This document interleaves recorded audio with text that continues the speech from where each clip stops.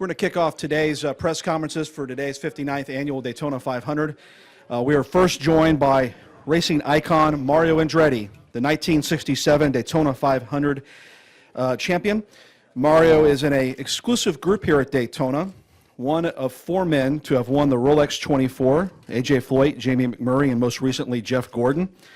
And it's the 50th anniversary of Mario's 1967 Daytona 500 victory.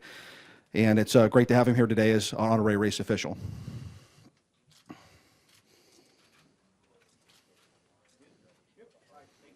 Thank you. Their chair there. Here. Okay.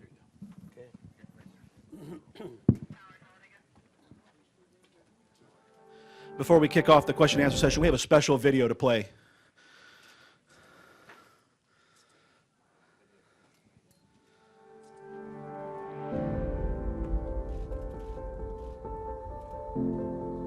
I didn't know they had a video. No? Television was not invented.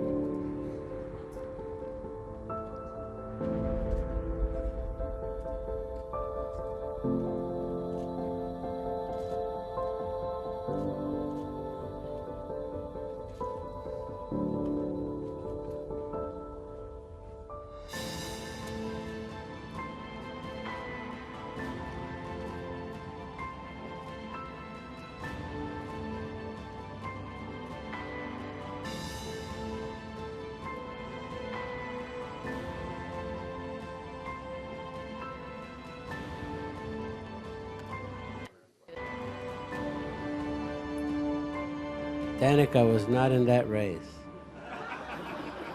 I apologize, we could not hear the audio on that. But Mario, again, it's great to have you here.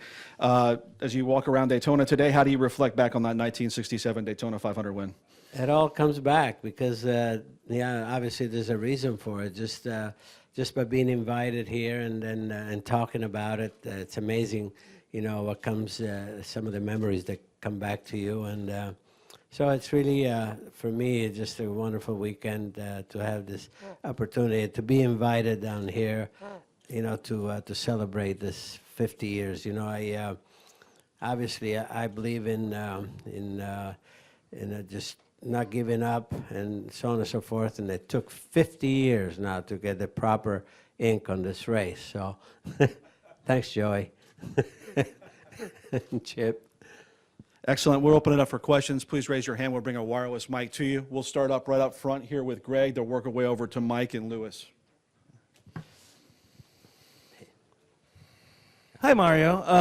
I'm actually honored to speak with you. You're one of my favorite drivers ever. I'm Greg Engel with Auto Week. I'd like to know what you think about today's racers as opposed to the time you raced. And obviously, you still drive the two-seat Indy car. You ever think you could get back out here and compete with some of today's drivers? I'm looking for a ride, actually. You know, you never know. You know, there's a lot of equipment out here that's idle. So, no, I mean, it's, you know, times evolve and the rules change and, you know, a lot of things change. The track remains the same. You know, it's the cars that have evolved. And, you know, the job of the driver is like always was to just take 110% out of the car. And whatever is under you, that's what you take advantage of. Obviously, today's car, it's a different situation with the, you know, the plate races and the downforce that they have and all of that. So, you know, when we were running here back then, you know, we had about 700 horsepower under the hood and then hardly any aerodynamics. And so the driving was different. Here now you just down to the floor, you're flat out immediately, and you just gotta be able to play the draft in a different way because you can't get away from anybody, you know. So again, you know, you just do what you have to do with what you have in your hands. So again, I always said the drivers of you know, the past, the champions of the past could be champions today, and vice versa. I'm going to go up here to Mike. Then we'll go right back to Lewis. Mike Hembry, Auto Week. Hey, Mike. Hey. There's a lot of talk over the years about how loose your car was that day. Is that the way you wanted it, and did you ever think you were on the edge of losing it?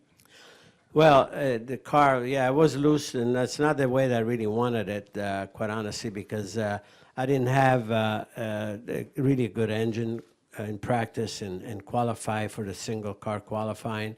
And nobody was really volunteering much information, as to what revs I should be pulling with the gear that I had, except for Donnie Allison. He's the one that told me, and the light went on. I was like 400 revs short. And so I qualified a single single car qualifying with a very shallow rear spoiler. And then I didn't know that, I found out later that I had to race that. So I knew that the car was very balanced mechanically, but it was loose aerodynamically. And nothing I could do about it except drive it.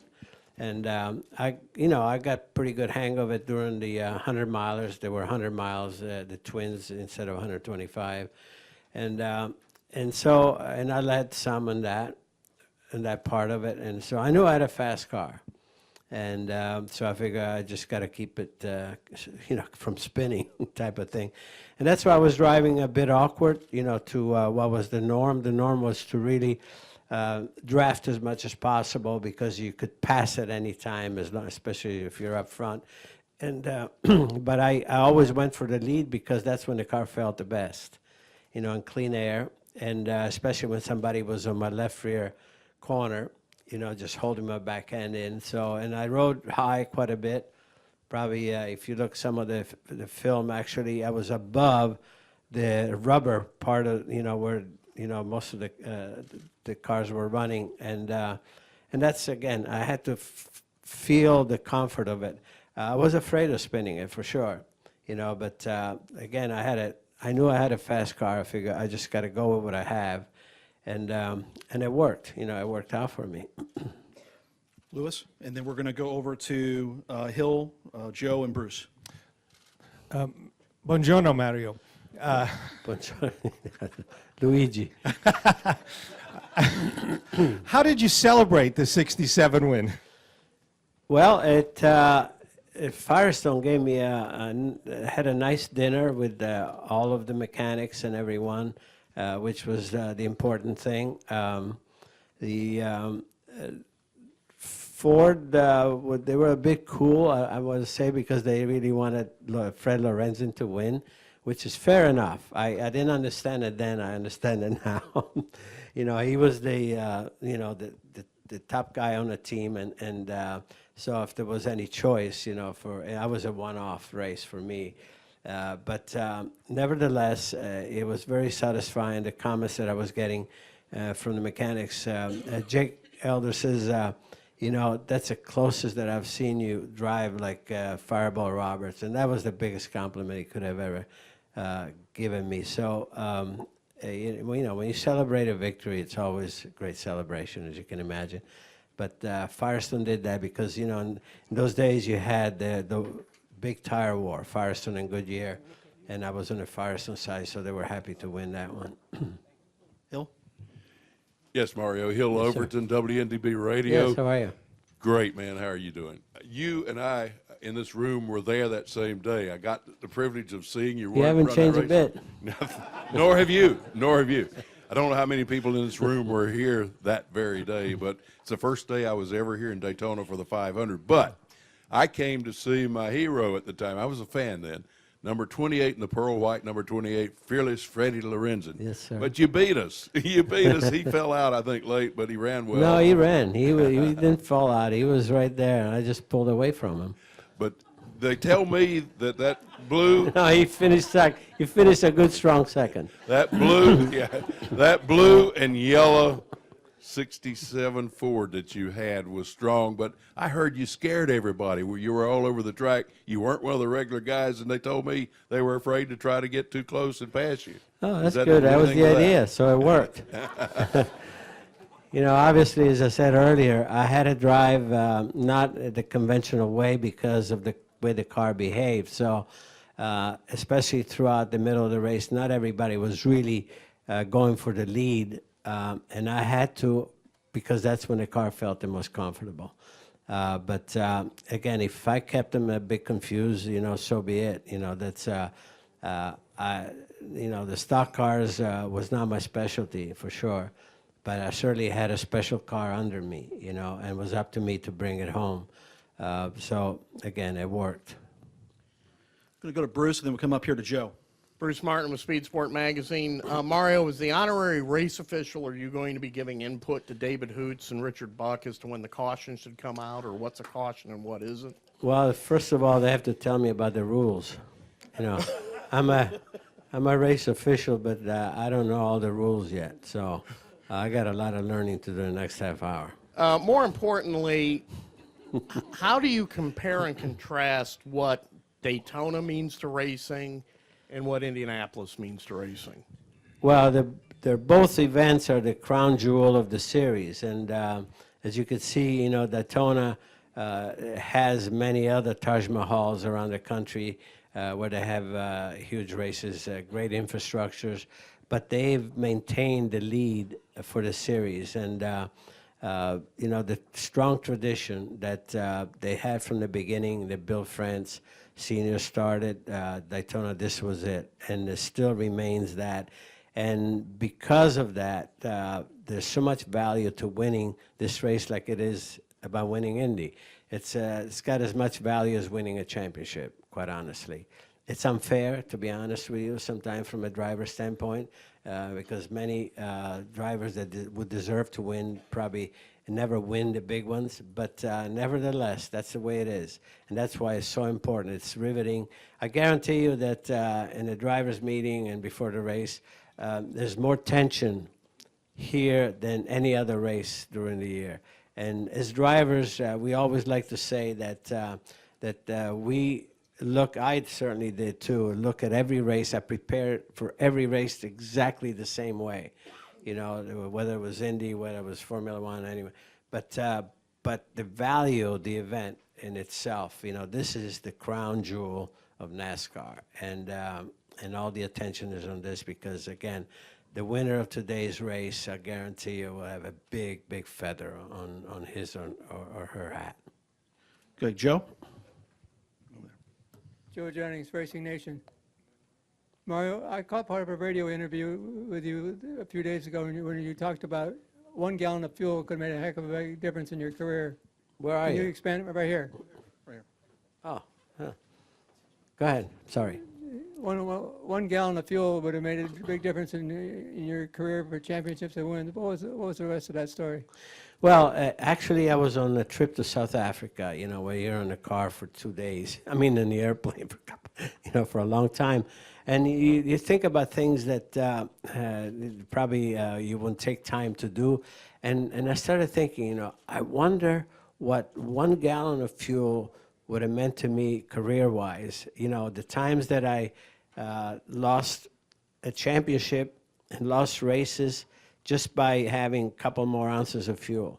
And I came down there to, it was 4 IndyCar races, it was 2 Formula One races, and there was 1 IndyCar championship and 1 World Championship.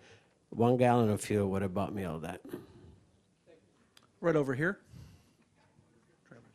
Hi, Mario, John Harvin with PopularSpeed.com. Hi, John. A couple of weeks ago, I was at the Phoenix IndyCar test, and I spoke to Alexander Rossi. He said that with all the engineering changes that have gone on during the off-season, he thinks that Andretti Autosport is going to be a step above where they were last year, but still slightly behind Team Penske. And also, Marco seemed very enthusiastic about this season, a little more maybe than we've seen previous years. I just wanted to get your comment on that. Well, obviously, that's the skin that we have in the game, with Michael, my son Michael, with 4 cars in the race. And then, of course, Marco, my grandson, being one of the 4 drivers. Alessandro just obviously really came to life, by winning the 100th anniversary of the race, IndyCar race last year. And he's a very strong member of the team, and as he says, I hope that what they've done over, the off season, the engineering, some of the changes, some of the ones they've acquired, will make a difference. As you know, they have some new engineers from some of the strong teams that are always the chief competition, And, you know, the hope is always high. You know, you got to be thinking positively. They're doing, every team is doing their utmost, and they just hope that it's enough. There's always somebody that you think is going to be better than you, and that's what raises your, I think, your game, you know, and, you know, the Penske team, they're always teams to contend with.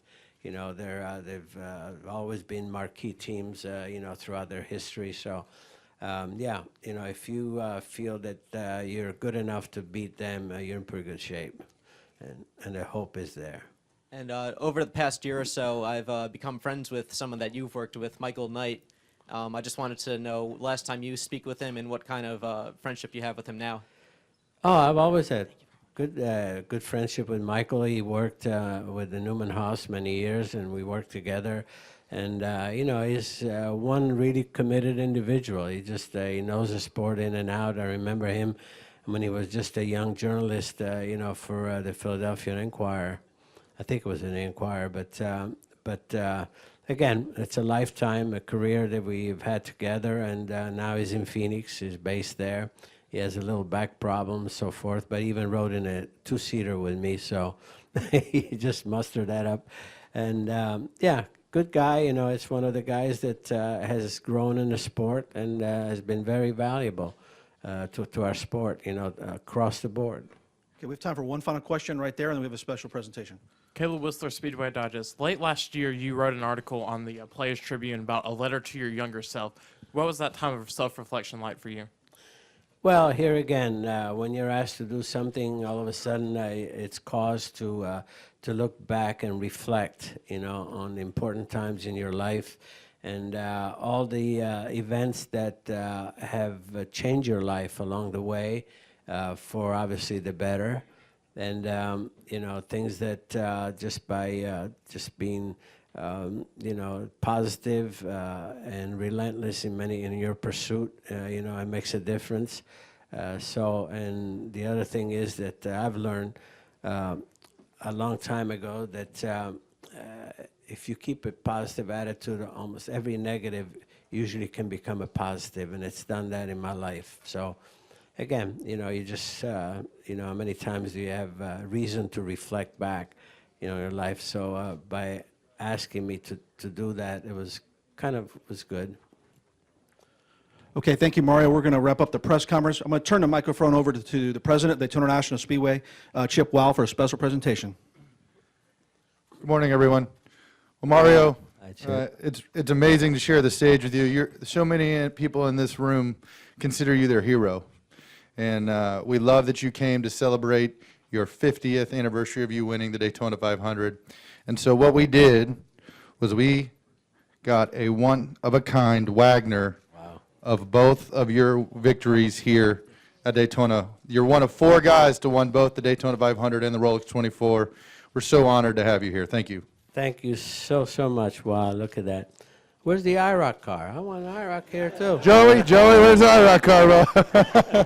Hey, blame Joey. That's what we all do. We all blame Joey. Thank you.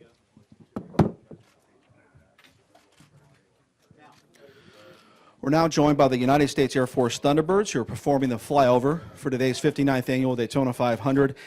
It's the U.S. Air Force Air Demonstration Squadron is back for an 8th year here at the Daytona 500, their 7th straight.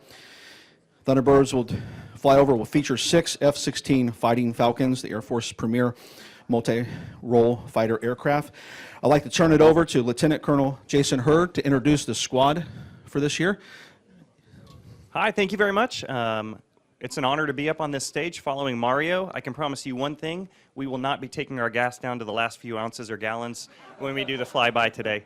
I'd like to introduce the members of the flyover team today. We're supported by another 60 people who are back at the airfield, so thanks to their efforts, these 6 will fly over today. On the left wing will be Major Ryan Bodenheimer. On the right wing will be Major Nate Hoffman. In the slot will be Major Nick Krychek. And then our solos on the left and right wing will be number 5, Major Alex Turner, and number 6, Major Whit Collins.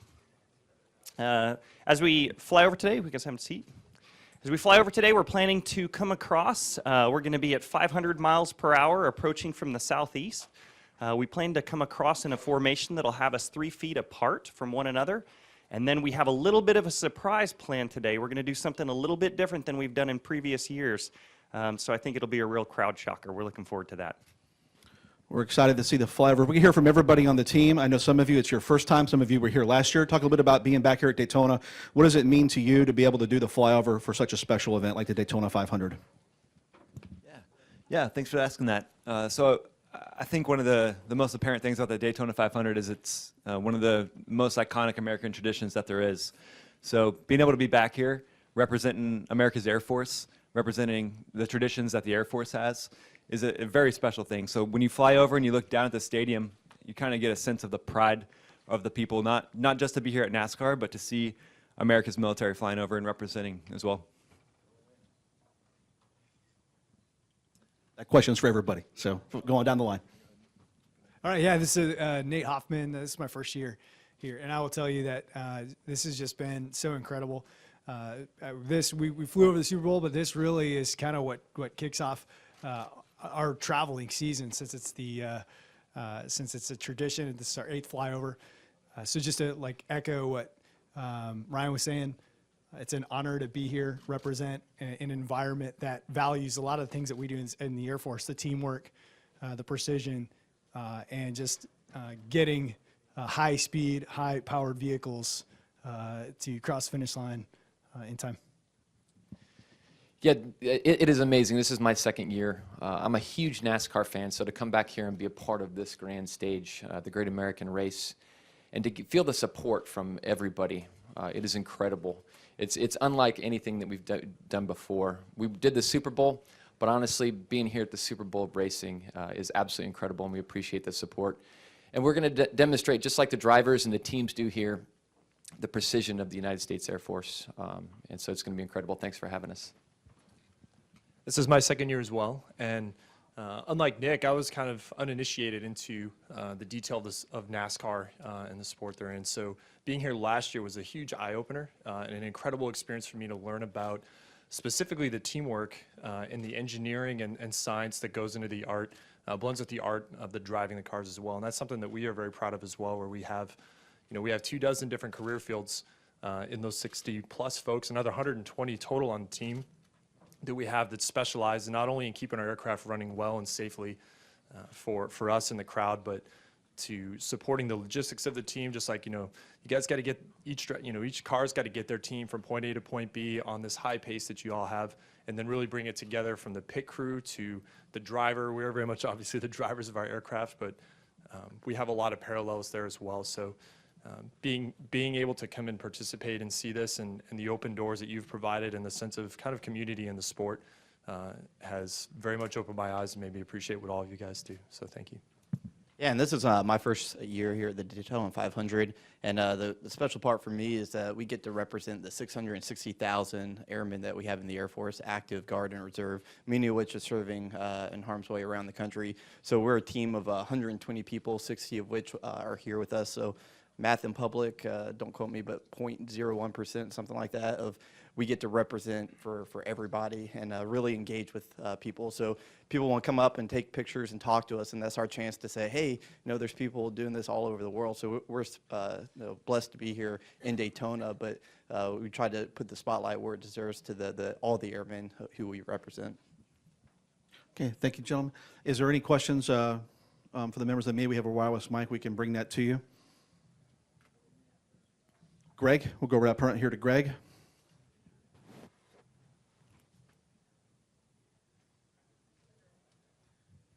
Greg Engel, Auto Week, and retired Air Force from water survival, so you guys should know your checklist still, I hope. Yeah, you're doing an air show here in a couple weeks locally. I think it's even next weekend.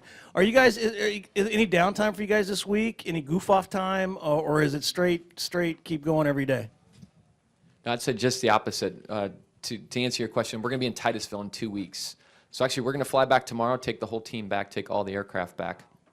And we have our certification coming up this next week. So our 4-star general that's in charge of the team is going to give us the blessing to go on the road. So leading up to the Daytona 500, we've been in the training season. As we talked about, half of the folks on the team are new, and so we've done around 100 practices already. And so we're going to go back, hit the ground running, and get right back in it, and be in Titusville here in a couple weeks. And you can see the rest of our show schedule. We'll be 39 locations, actually going to England this year, which is fantastic. And you can see that on our website, afthunderbirds.com. It'll have the entire schedule. Thank you.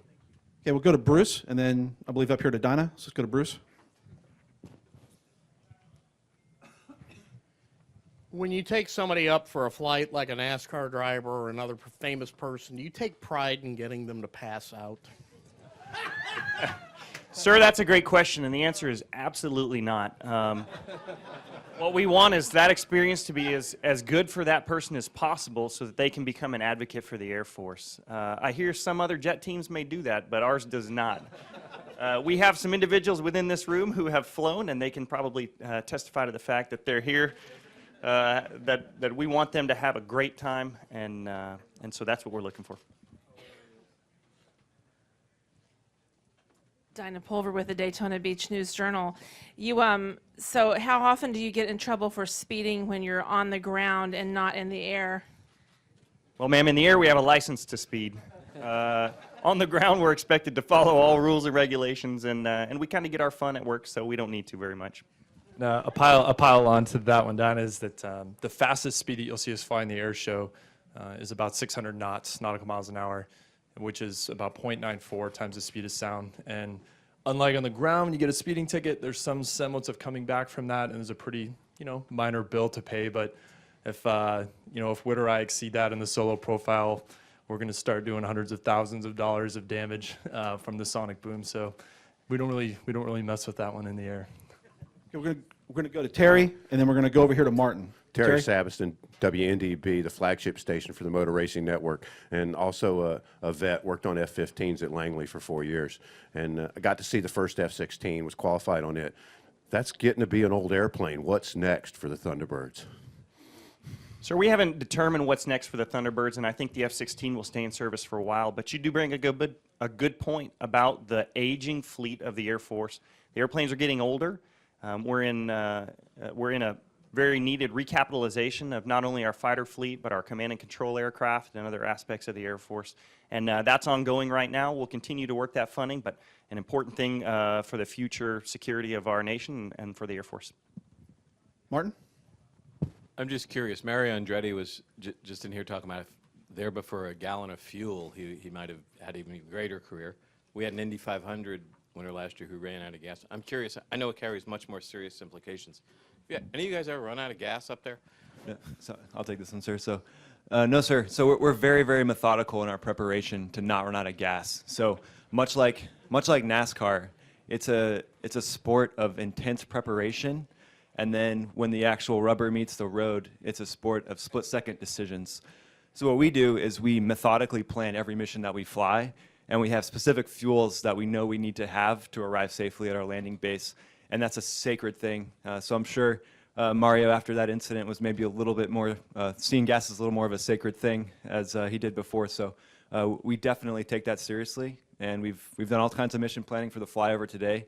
So we've done all the preparation and the groundwork. And now we can't wait to get up there and make split-second decisions to fly over right as the national anthem ends.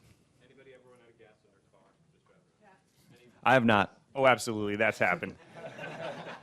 Yeah, in high school, I had a broken fuel gauge, so I'm afraid it's happened more than once for me. Go over to Shane. Yeah, could you guys take us through the timing of the national anthem? The song is sung at various lengths, and how do you guys get that down to where you can make that perfect flyover at Brave? Oh, that's a great question. So Thunderbird number 7, Lowen Walsh, is going to be on the roof over here with a radio. What he's done is he's rehearsed with Jordin, and they have cut that song into pieces, and they know exactly how long she usually sings it, and they know where the words fall in case she changes up today because she's feeling the crowd a little bit. And what he'll do is he'll pass updates to me as I'm flying through the air, and we will change it by a few seconds either way, up to and including 30 or 40 seconds, and I'll alter our speed and maybe our path a little bit in order to make sure we come across right at the home of the Brave. Spectacular. Any other questions?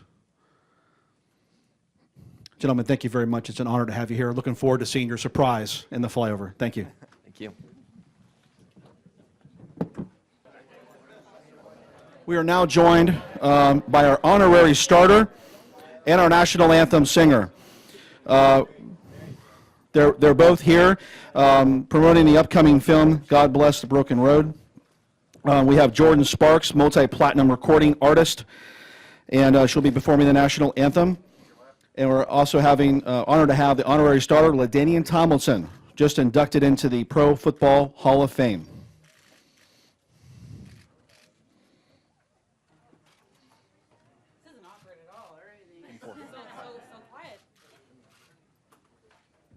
We're good? Okay. If y'all could have a seat there. Yes, sir. Jordin, we'll begin with you. Oh, okay. You have sang at a lot of big events in your career. Yeah. What does it mean today to be here at the Daytona 500 and have the honor to sing the national anthem? This is actually a bucket list item for me. I didn't start out to sing anthems in a lot of places, but it's always an honor to be called to sing it. And this was one that I was never able to do. And so it's really, really amazing for me to be here. And I have my grandparents with me, so it's a family affair. And I'm excited. The only difference is usually in a football stadium or a different stadium, you know, half of the crowd is behind me, but I'll be able to see as far as my eye can see multiple people, so just a little bit more pressure. Excellent. LT just inducted into the Hall of Fame, but what a neat treat today. You're going to be on top of that flag stand when those cars come roaring by.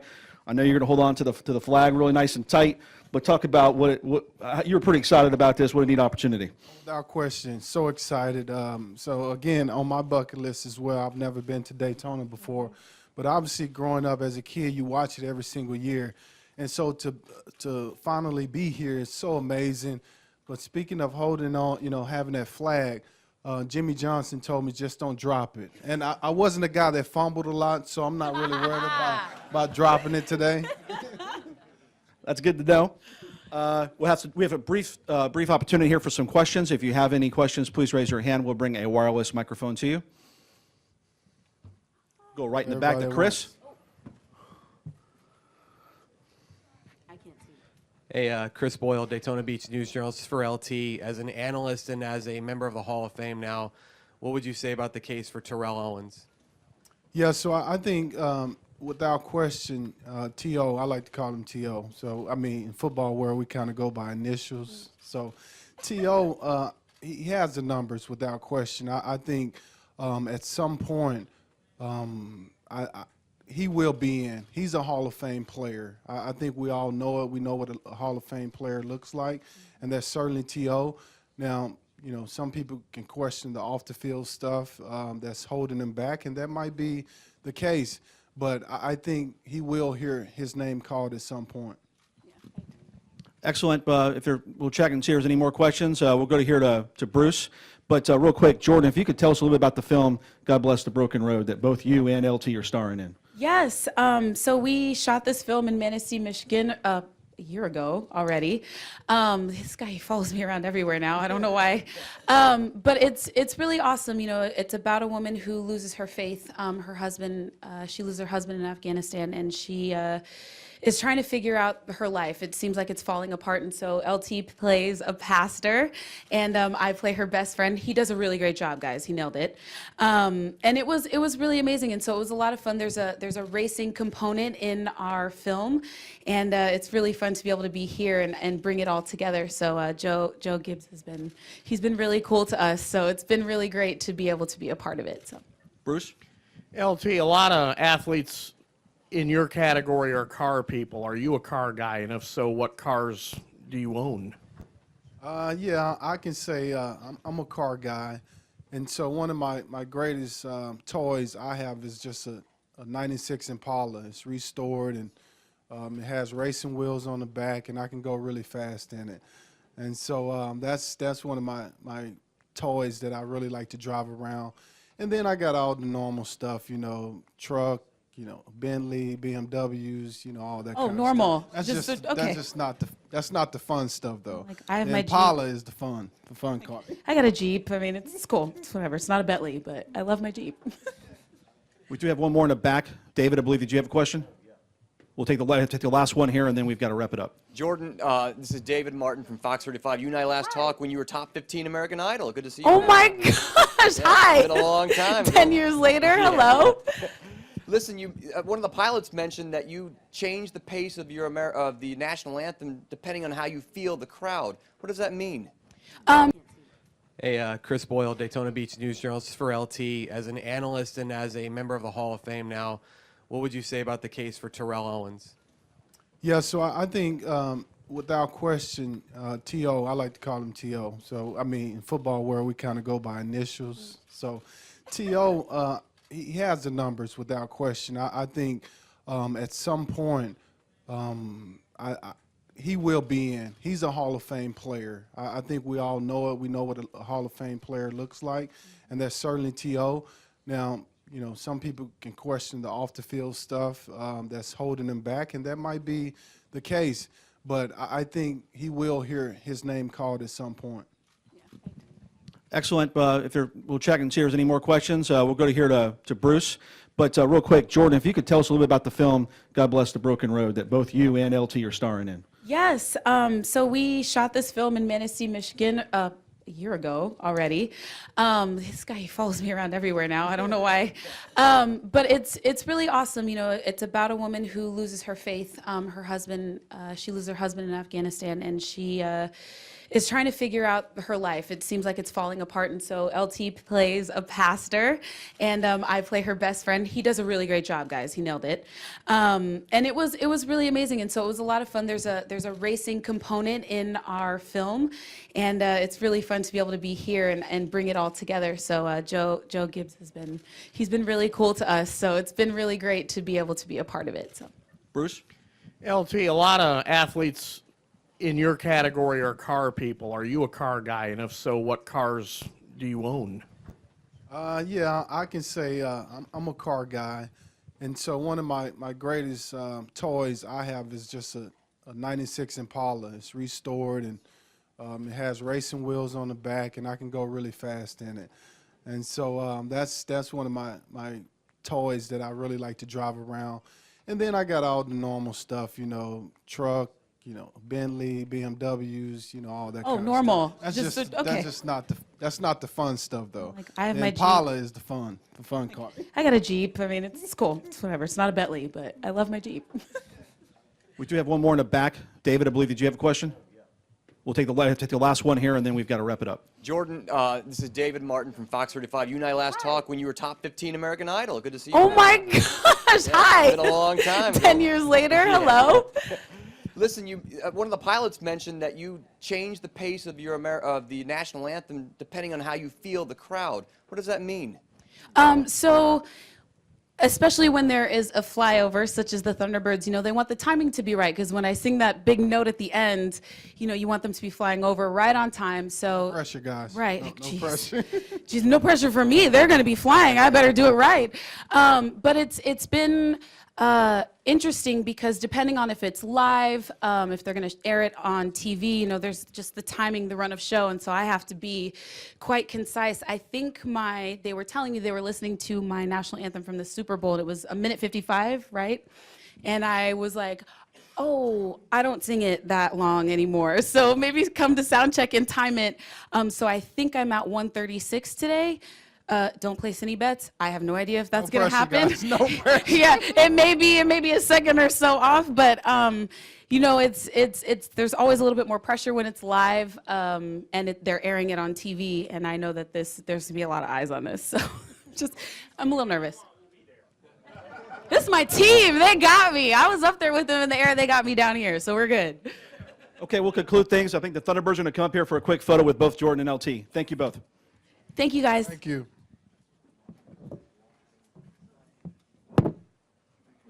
We're joined by the Grand Marshal for today's 59th Annual Daytona 500, Owen Wilson, the voice of Lightning McQueen in Disney Pixar's Cars 3, that'll be released this summer, June 16th. Owen, it's great to have you here as the Grand Marshal today. You're going to be delivering the starting command for the great American race, the Daytona 500. Thought about how you're going to deliver those words? Well, yeah, it shouldn't be too tricky. I think it's just racers start your engines, right? Drivers, start your engines, yes. There you I've go. already made a mistake. Okay, drivers, start your engines. But yeah, I'm just going to try to put some bass in it and hope for the best. Excellent. If you could tell us, what can fans expect from Cars 3 and Lightning McQueen coming out June 16th? Well, I think that hopefully we'll be able to get some of the excitement that you get in, you know, coming to a race like this, and some humor and emotion. But I think in Cars 3, I've just been kind of cruising along as Lightning McQueen, and now I'm getting challenged by some young bucks that are looking to replace me in the winner's circle. Okay. All right. We'll go right over here. Raise your hand there. We'll bring a wireless mic to you. Hey, Owen. Of all the actors that you've worked with, who would you say would make the best NASCAR driver? That's an easy one. That would be Paul Newman, because I remember on Cars 1, we were in North Carolina at the Lowe's,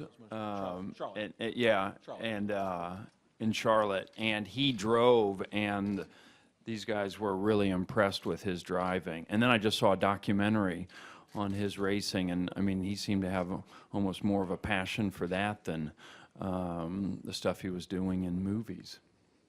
Excellent. We'll go right over here, and then we'll try to go up front here. Hi, Owen. Brian Mapes with Xfinity Sports. Over here. Hi. Where are you? Over here, right in front of you. There you go. Gotcha. So your Wedding Crashers partner in crime, Vince Vaughn, was the Grand Marshal here 2 years ago. Did he give you any tips on how to Grand Marshal like a champion today?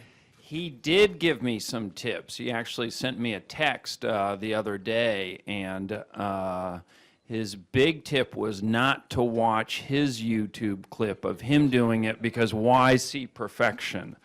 That was his thing, and to remember, I'm just competing with myself. Okay. So yeah. Actually, He we'll said go he right had a over great here. time. We'll go right over here to Alan, and then we'll work our way up front. Alan Cavana, Fox Sports, over here to your left a little bit. Hi. Some of the voices in the new movie are young racers who were really, really young and remember the first Cars movie and the racing today. What do you think about how the franchise has just been able to stick around so long and be around for when these kids were kids, and now they're in the movie as racers? Yeah, it's cool. I know we've got Chase Elliott, who's in, I guess, the pole position today. And then going back to, people like Richard Petty and Jeff Gordon, or Jeff Gorvette, as he's known in our world, and Darrell Waltrip. But it is funny kind of seeing, I'm not sure exactly when the first cars came out, but yeah, a lot of these racers would have been kids and stuff with Lightning McQueen, and now they're racing. So it's funny to see that. Okay, we'll take one right up here in front. Hey, Owen, right down here. Right here. Hi. Right down Hi, here. hi. Melissa Thomas with Florida National News. When did your passion for cars and racing start? And then what is your favorite race car? Well, I guess I would have to say Lightning McQueen would be my favorite. I'm contractually obligated to say that one. But my passion, probably growing up in Texas with my brothers, just going to the go-kart track and us racing and getting a go-kart one Christmas that my older brother promptly hit a tree with later that day and bent the wheel.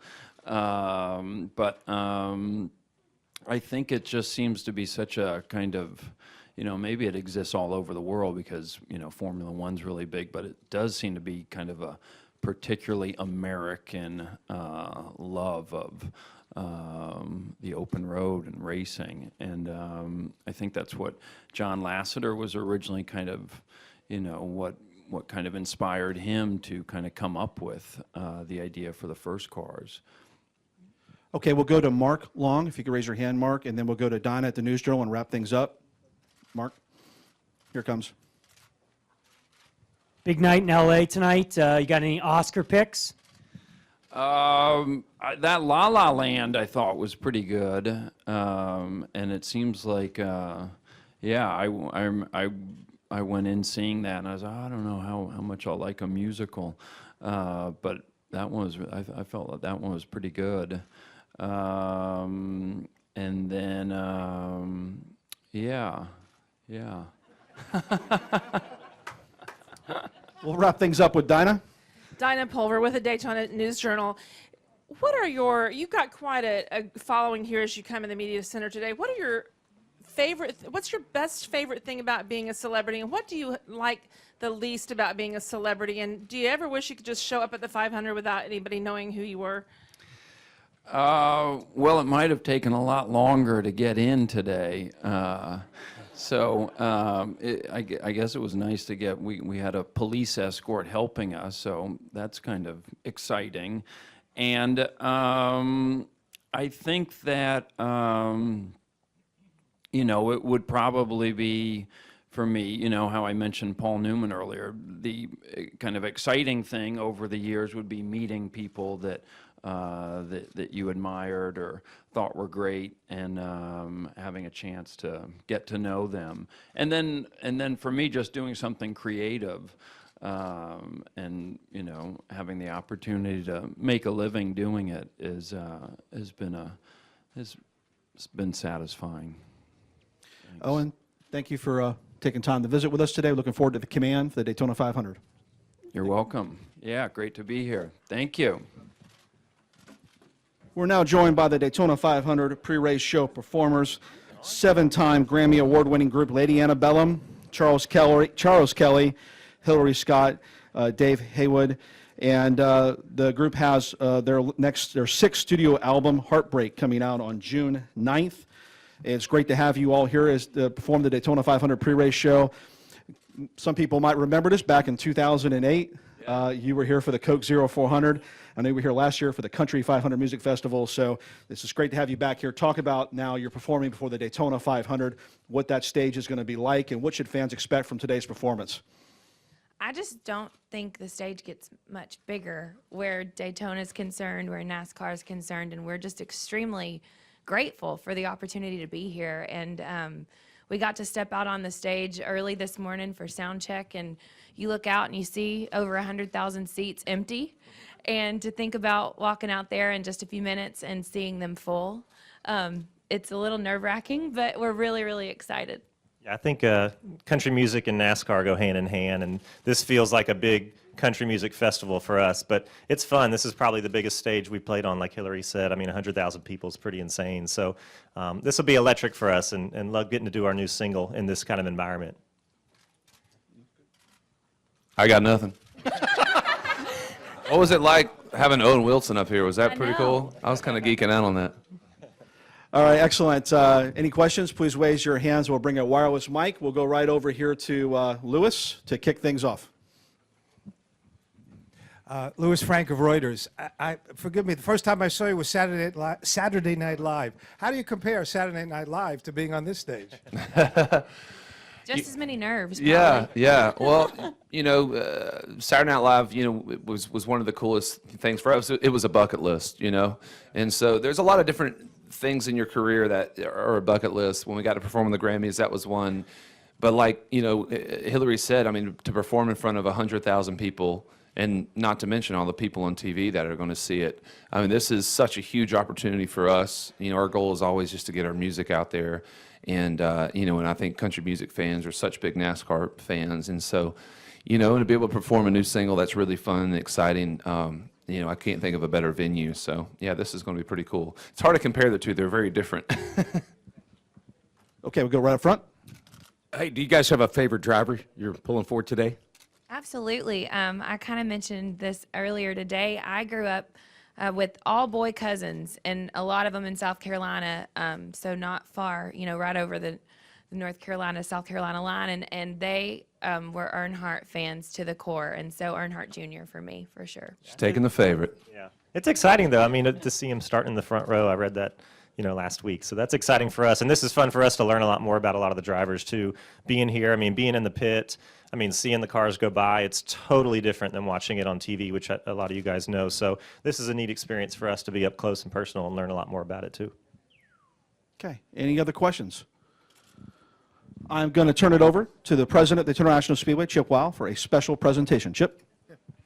Well, this is real fun for me because two of you boys are Georgia boys like myself, so it's hard being down here in Gator Country. But on behalf of the Daytona International Speedway, we'd like to present you with a Les Paul that hopefully you'll play today. No, I'm definitely. during I the, sound checked with it this morning, and I guarantee Yes. it sounds great. So That is I'll be playing it for gorgeous. sure. Well, thank you so much. Thank you guys for being Thank here and making you. this Thank you, special man. for us. Yeah, absolutely. Thank you. Yep. Just put the mic down.